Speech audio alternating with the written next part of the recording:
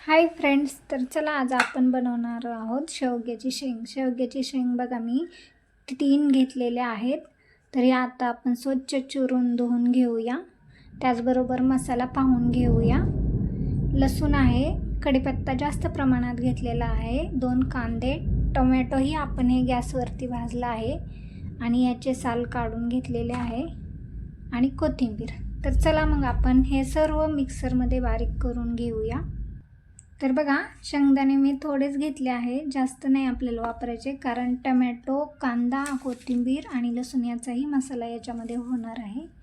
सर्वात पहिले कढीपत्ता टाकून घेतलेला आहे, त्याचबरोबर लसूण पण टाकून घेऊया आणि हे बारीक झाल्यानंतर कांदा आणि टोमॅटो टाकून आपण हे बारीक करून घेऊया. तर बघा, शेंगदाणा कूट आणि हे सर्व बारीक झालेलं आहे. तर याच्यामध्ये आपण आता टोमॅटो आणि कांदा टाकून घेऊया.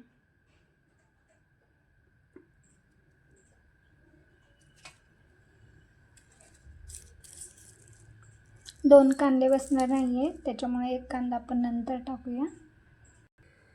बघा, हा टोमॅटो काही बारीक होत नाही आहे, त्याच्यामुळे आपण ह्याला थोडेसे बारीक कट करून घेऊया. थोडेसे पाणी ओतून घेऊया, म्हणजे कांदा आणि टोमॅटो बारीक होईल. तर बघा, मसाला आपला बारीक झालेला आहे. तर याच्यामध्ये आता आपण कोथिंबीर टाकून बारीक करून घेऊया आणि थोडीशी कोथिंबीर आणि टोमॅटो फोडण्यासाठी ठेवूया, त्याचबरोबर थोडासा कढीपत्ता. तर बघा, आपल्या शेवग्याच्या शेंगाच्या भाजीचा मसाला तयार झालेला आहे. तर चला आपण बनवण्यासाठी घेऊया. तर बघा, मी शेंगा चांगल्या चिरून स्वच्छ धुवून घेतलेल्या आहेत. तर चला आपण या शेंगा आधी तेलामध्ये फ्राय करून घेणार आहोत.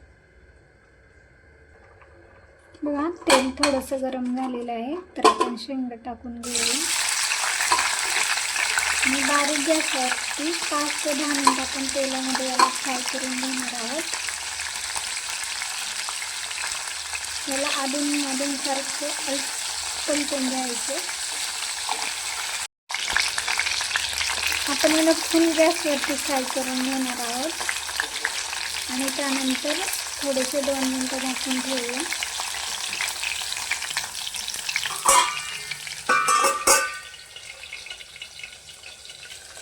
दोन मिनिटं झालेली आहेत. एकदा आपण याला पाहून घेऊया.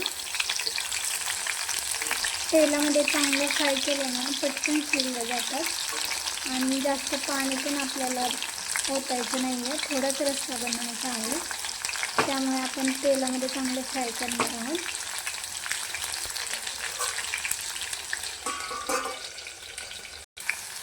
बघा, पाहू शकता शेंगांचा कलर तांबूस झालेला आहे. तर आपण या शेंगा एका प्लेटमध्ये काढून घेऊया.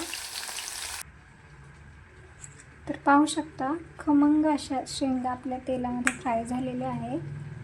तर बघा, राहिलेल्या याच तेलामध्ये आपला मसाला आपण फ्राय करून घेऊया.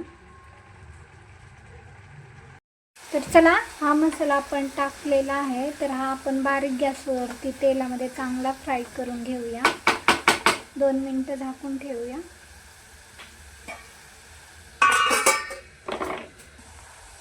तर बघा, हा तेलामध्ये मसाला आपला चांगला फ्राय झालेला आहे. तर याच्यामध्ये टोमॅटो आणि कोथिंबीर टाकून घेऊया.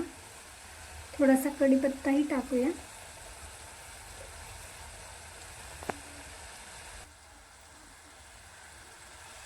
चांगले हे पण आपण फ्राय करून घेऊया आणि हे फ्राय झाल्यानंतर आपण याच्यामध्ये शेंगा टाकून घेऊया.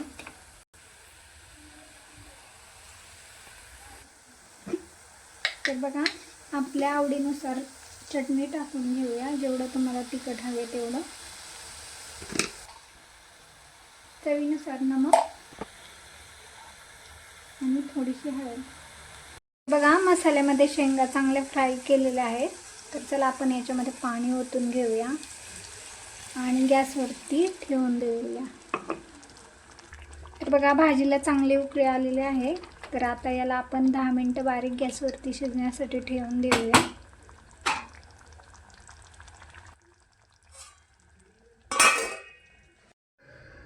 तर बघा, फायनली आपले मसाला शेंग तयार आहे. आवडले असेल तर नक्कीच चॅनलला लाईक शेअर सबस्क्राईब करायला विसरू नका. थँक्यू.